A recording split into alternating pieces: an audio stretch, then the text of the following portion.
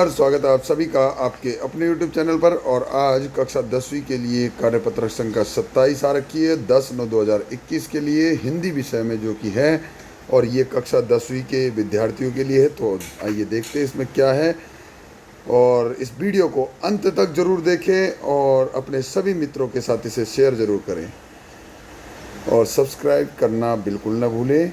तो चलिए शुरू करते हैं। इस कार्यपत्रक में, इस वर्कशीट में आपके लिए क्या दिया गया है। प्यारे बच्चों, आज हम प्लास्टिक थैलियों से उत्पन्न प्रदूषण के मुद्दे पर बात करने जा रहे हैं। आप निम्नलिखित गद्यांश को पढ़कर पूछे गए प्रश्नों के उत्तर लिखिए। तो अब हम देखते हैं कि इस गद्यांश में प्लास्टिक की थैलियों से संबंधित जो गद्यांश है, इसमें क्या दिया गया है कि प्लास्टिक की थैलियों के हानिप्रद होने के कारणों पर अब हम विचार करते हैं।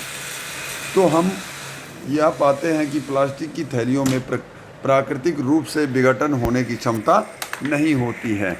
इससे प्रदूषण की समस्या को बल मिलता है। तो क्या है कि जो प्लास्टिक की थैलियाँ होती है वो प्राकृतिक रूप से विघटित नहीं होती, यानी कि टूटती नहीं, यानी ख़त्म नहीं होती। ठीक है, जिस प्रकार हमारा गीला कूड़ा होता है या पेड़ पौधों की पत्तियां होती है, टहनियाँ होती हैं, ये प्राकृतिक रूप से विघटित हो जाती है।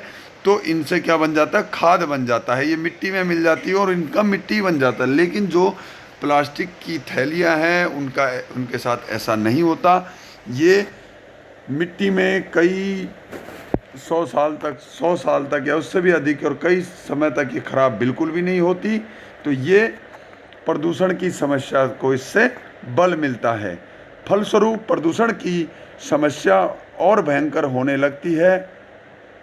इससे हमारे स्वास्थ्य पर बुरा असर पड़ता है। प्लास्टिक की थैलियों से होने वाली हानियों के विषय में हम कह सकते हैं कि उत्पादन की प्रक्रियाओं से लेकर उपयोग के विभिन्न तरीकों तक यह प्रदूषण के प्रमुख कारणों में से एक है। तो उत्पादन क्या होता है, जहाँ पर ये बन रही होती है और उनका जो उपयोग कर रहा है, जैसे कि हम लोग हैं, किसी न किसी रूप में प्लास्टिक की थैली को उपयोग करते हैं। ये जो प्रदूषण के कारण इसी से बनते हैं और इसी से प्रदूषण फैलता है, जिससे हमारे स्वास्थ्य पर भी बहुत ही बुरा असर पड़ता है। इससे कई बीमारियां हो जाती है। पेड़ पौधे जिनकी जड़ों में प्लास्टिक की थैलियाँ चिपक जाती है, वो अच्छे से ग्रोथ नहीं कर पाते, उनका वृद्धि और विकास नहीं हो पाता, रुक जाता है। ठीक है, तो प्लास्टिक की थैलियाँ विशुद्ध कार्बन युक्त रासायनिक पदार्थों से तैयार होती है। तो जो प्लास्टिक की थैलियाँ वो किससे तैयार होती है, विशुद्ध, यानी कि जो कार्बन होता है, शुद्ध कार्बन होता है, उससे युक्त रासायनिक पदार्थों से तैयार होती है। ठीक है, इसलिए जब इसके उत्पादन की प्रक्रिया शुरू होती है तब उस पर गैसों का रिसाव शुरू हो जाता है। तो जब ये तैयार हो जाती है, इसका उत्पादन हो जाता है, तो उनसे क्या होता है, गैसों का रिसाव होता है, यानी कि थैलियों से, इन प्लास्टिक से गैस निकलने लगती है। ठीक है, जिससे श्रमिकों के स्वास्थ्य पर तो बिल्कुल बुरा प्रभाव पड़ता ही है। इसके साथ ही साथ पर्यावरण भी प्रभावित होता है। जो इसको बनाने वाले श्रमिक होते हैं, जो मजदूर होते हैं, उनके स्वास्थ्य पर तो इनका प्रभाव पड़ेगा ही, क्योंकि जो गैसें निकल रही हैं वो काफ़ी हानिकारक होती हैं। तो इनसे उन पर प्रभाव तो पड़ता ही है, साथ ही साथ ये पर्यावरण को भी प्रदूषित करता है। इसके साथ ही साथ पर्यावरण पर भी बहुत बुरा प्रभाव पड़ता है। ठीक है, प्रभाव हुए बिना नहीं रह पाता। इन थैलियों के उत्पादन में फोजिन, फॉर्मल्डिहाइड जैसे विषैले कारकों का प्रयोग होता है। तो जो इन थैलियों के उत्पादन, यानी इन थैलियों को बनाने के लिए फोजिन और फॉर्मल्डिहाइड जैसे विषैले कारक, ये जो दो कारक हैं, ये बहुत ही विषैले हैं। इनका प्रयोग इसमें इनको बनाने में किया जाता है। इससे त्वचा कैंसर और स्वास्थ्य संबंधित रोग तो उत्पन्न होते ही हैं, साथ ही साथ वातावरण भी विषैला बने बिना नहीं रह सकता। ठीक है, तो इससे क्या होता है भाई, त्वचा का कैंसर होता है। त्वचा यानी कि जो हमारी चमड़ी है उस पर कैंसर, उसका कैंसर इससे होता है और स्वास्थ्य पर इसका भी बहुत बुरा प्रभाव पड़ता है और वातावरण भी विषैला बन जाता है। ठीक है, तो प्लास्टिक की थैलियाँ उपयोग उपरांत इधर उधर गड्ढों और नालियों में फेंक दी जाती है। अब इनको क्या करते हैं, हम उपयोग तो कर लेते हैं लेकिन किसी गड्ढे में डाल दें या किसी नाली में डाल देते हैं, तो इससे क्या होता है, ये नालियाँ और गड्ढों में फंसकर उन्हें बंद कर देती हैं। तो अक्सर हमने देखा है कि जो हमारे आसपास में कोई भी नाली बंद हो जाती है तो उसका बंद होने का जो मुख्य कारण होता है वो प्लास्टिक की थैलियाँ होती है। तो ये थैलियाँ उसमें फंस जाती है और वहाँ से पानी जाना बंद हो जाता है, तो पानी रुक जाता है। ठीक है, आगे देखते हैं, जिससे जल जमाव से उत्पन्न बीमारियों का खतरा बढ़ जाता है। अब जब जल कहीं पर जमा हो जाता है, आजकल बरसात का समय है, बारिश हो रही है, दिल्ली में भी खूब बारिश हो रही है, और पानी कहीं पर रुका हुआ था, वह रुका हुआ पानी भी क्या करता है, कई सारी बीमारियों का कारण बनता है। जमीन के ऊपरी भाग पर फैली सिंथेटिक कूड़ा करकट की मात्रा प्रकाश संश्लेषण की प्रक्रिया को प्रभावित करता है। अब ये देखिए, ज़मीन के ऊपर जो कई सारे जो कूड़ा करकट फैला हुआ है, प्लास्टिक का कूड़ा करकट फैला हुआ है, इससे क्या होता है कि प्रकाश संश्लेषण की प्रक्रिया को भी प्रभावित करता है। अब प्रकाश संश्लेषण क्या है कि प्रकाश संश्लेषण की प्रक्रिया कौन करते हैं, पेड़ पौधे करते हैं, जिसमें ये सूर्य के प्रकाश में अपना भोजन बनाते हैं। ठीक है, ज़मीन से ये खाद और पानी खींचते हैं। ठीक है, उर्वरा शक्ति खींचते हैं, और जब सूरज निकलता है तो सूर्य के प्रकाश में ये प्रकाश संश्लेषण की क्रिया करते हैं और अपना भोजन तैयार करते हैं, जिससे ये इनकी वृद्धि और विकास होता है। लेकिन जब प्लास्टिक की थैलियाँ इस प्रकार ज़मीन पर पड़ी रहती है तो वो क्या करती है, उसको भी प्रभावित करती है। पानी में भी रही प्लास्टिक की थैलियाँ अनेक प्रकार के गंभीर समस्याएं उत्पन्न कर देती हैं।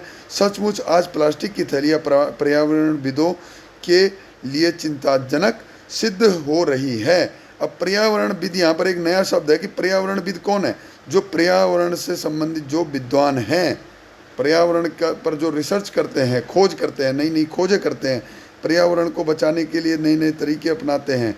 ठीक है, उनके लिए चिंताजनक सिद्ध हो रहा है। तो उनके लिए ही नहीं, ये तो हम सभी के लिए चिंता का विषय है, लेकिन वे लोग इस पर ज़्यादा सक्रिय रूप से जुड़े हुए हैं, पर्यावरण को अच्छी तरह से जानते हैं, तो वो बहुत ही चिंतित हैं।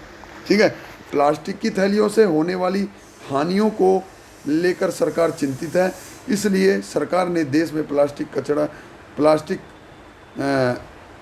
कल्चर पर नियंत्रण एवं विकास की ज़रूरतों को सैद्धांतिक रूप से स्वीकार कर लिया है। तो सरकार भी इस पर बहुत चिंतित है, परेशान है। इसलिए सरकार ने क्या कर रखा है कि प्लास्टिक का जो कल्चर है इस पर नियंत्रण करना और इसको विकास करना, कि ताकि प्लास्टिक की जगह हम किसी अन्य चीज़ का उपयोग कर सकें। कि अगर हम सब्ज़ी खरीदने भी जा रहे हैं, कहीं दुकान में जा रहे हैं, वहाँ से प्लास्टिक की थैली में ना देकर किसी ऐसी थैली में, किसी ऐसे थैले में आपको सामान दिया जाए कि जो क्या हो जाए, जिसको नष्ट करना आसान हो जाए और जो पर्यावरण को भी क्षति ना पहुंचाए, पर्यावरण को दूषित ना करे। तो इस तरह के जो योजनाएं हैं वो सरकार उन पर भी विचार कर रही है और उसका विकास कर रही है। तो ये था आपके लिए आज का कार्यपत्रक वर्कशीट 27, और ये इसमें आपके लिए जो गद्यांश दिया गया है उसको मैंने आपको समझाया। अब इससे संबंधित प्रश्नों के उत्तर ढूंढने का प्रयास करते हैं और आप खुद भी अपने शब्दों में इनके उत्तर लिख सकते हैं। तो चलिए, पहला प्रश्न है, प्रदूषण की समस्या भयानक क्यों हो रही है? तो प्रदूषण की समस्या इसलिए भयानक हो रही है क्योंकि प्लास्टिक का यूज हमारे समाज में बहुत अत्यधिक तेज़ी से बढ़ रहा है, जो कि बहुत ही गंभीर विषय है। आगे देखते हैं प्रश्न नंबर 2 कि प्लास्टिक की थैलियों के प्रयोग से क्या दुष्परिणाम हो रहे हैं? तो इससे कई सारी बीमारियां फैल रही है। त्वचा का कैंसर हो गया, प्रकाश संश्लेषण की प्रक्रिया जो रुक जाती है, साथ ही साथ जैसे कि हमारे नालियों में फंस जाता है, गड्ढों में फंस जाता है, तो क्या होता है, पानी का जमाव हो जाता है, जिससे अनेकों बीमारियां फैलती है। अगला प्रश्न देखते हैं कि प्लास्टिक की थैलियां किससे तैयार होती है और इनमें किन विषैले कारकों का क्या होता है, प्रयोग होता है। तो जो ऊपर देखा था हमने कि प्लास्टिक की थैलियाँ किससे, विशुद्ध कार्बन युक्त रासायनिक पदार्थों से इनको तैयार किया जाता है, जो कि इस लाइन में है। देखिए कौन सी पंक्ति है कि विशुद्ध कार्बन इन पदार्थों से तैयार किया जाता है, और इसमें फॉस्जिन और फॉर्मल्डिहाइड ये दो विषैले कारक इनमें उपयोग में लाए जाते हैं। अगला देखिए, अगला प्रश्न है कि प्लास्टिक की थैलियों से जल जमाव से उत्पन्न बीमारियों का खतरा किस प्रकार बढ़ जाता है। तो जल जमाव का खतरा कैसे बढ़ जाता है, मैंने अभी थोड़ी देर पहले बताया कि ये नालियों में फंस जाते हैं, जिससे जल जमाव हो जाता है और इससे बीमारियां फैलती हैं। एक अगला प्रश्न है, प्रश्न नंबर 5 की गतिविधि है ये आपके लिए कि किसी भी पुराने अखबार से कागज़ का एक लिफाफा या थैला बनाने का प्रयास करें। उसको बनाने में लगी सामग्री और विधि को लिखिए। तो एक आपको अखबार से या कागज़ से, पुराने अखबार से या पुराने कागज़ से एक थैली बनानी है, और इसमें जो चीज़ें आपने उपयोग करी है उसे बनाने में उन सभी को लिखना है, और गतिविधि यानी कि एक तरीके से लिखना है कि कैसे कैसे आपने किया, ये आपको लिखना है, और इसको ज़रूर करें एक बार। और अंत में एक महत्वपूर्ण सूचना कि नियमित रूप से अपने हाथों को साबुन और पानी से धोएं। तो चलिए, ये था आपके लिए कार्यपत्रक संख्या 27, जो आपको अपनी कॉपी में लिखना है, गतिविधि को करना है, और ये सभी वर्कशीट मैं आने वाली 13 तारीख को और 14 तारीख को 2 डेज में इनको चेक करूँगा। तो सभी इस कार्य को पूरा कर लें। अपने सभी मित्रों तक इस वीडियो को ज़रूर शेयर करें और सब्सक्राइब ज़रूर करें इस चैनल को। तो मिलते हैं अगली वीडियो में, तब तक के लिए नमस्कार, जय हिंद, जय भारत।